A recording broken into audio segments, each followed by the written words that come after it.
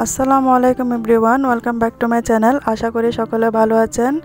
বৃষ্টির টাফুর টুফুর শব্দে আজকে আমার মনটা কেমন জানি খিচুড়ি খিচুড়ি করছিল, তাই আমি আজকে খিচুড়ি রান্না করেছি।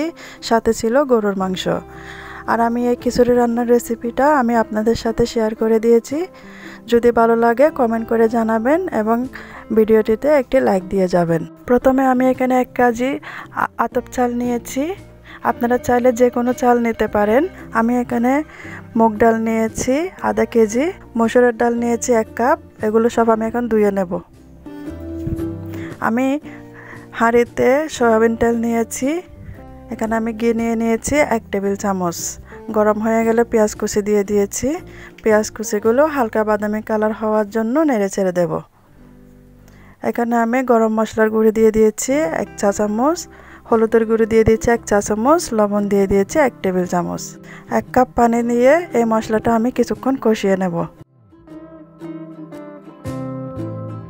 কষানো হয়ে গেলে চাল ডালের মিশ্রণটা আমি এর মাঝে দিয়ে দিয়েছি।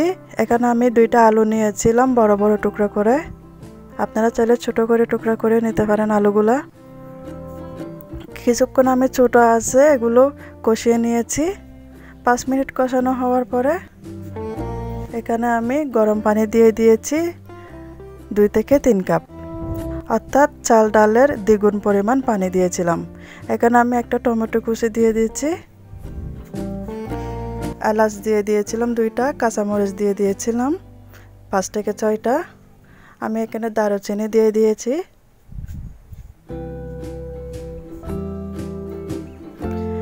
এবং এখানে আমি চুলার আঁচটা এখন বাড়িয়ে দিয়েছি।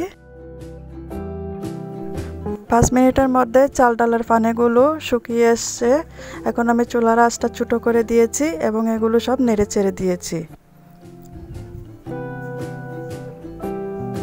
এখন চুটা আছে, আমি 5 থেকে 10 মিনিট এটা রান্না করব। 5 মিনিট পর এটা একদম হয়ে গেছে, রান্নাটা শেষ। এখন আমি চুলাটা বন্ধ করে দেব। তো তৈরি হয়ে গেল আমার আজকের রেসিপি, খিচুড়ি রান্নার রেসিপি। আপনারা চাইলে বেগুন ভাজা, ইলিশ মাছ দিয়ে খিচুড়ি খেতে পারেন। আমার কাছে আজকে গরুর মাংস ছিল, আমি আজকে গরুর মাংস দিয়ে পরিবেশন করেছি। আমার রেসিপিটা যদি ভালো লেগে থাকে লাইক কমেন্ট শেয়ার করতে ভুলবেন না। আমার চ্যানেলটা সাবস্ক্রাইব করার জন্য আপনাদের সকলের কাছে অনুরোধ রইল। আমার নতুন ভিডিও পাওয়ার জন্য বেল আইকনটি বাজিয়ে দিয়ে যাবেন। এতক্ষণ আমার সাথে থাকার জন্য আপনাদের সবাইকে ধন্যবাদ। আল্লাহ হাফেজ।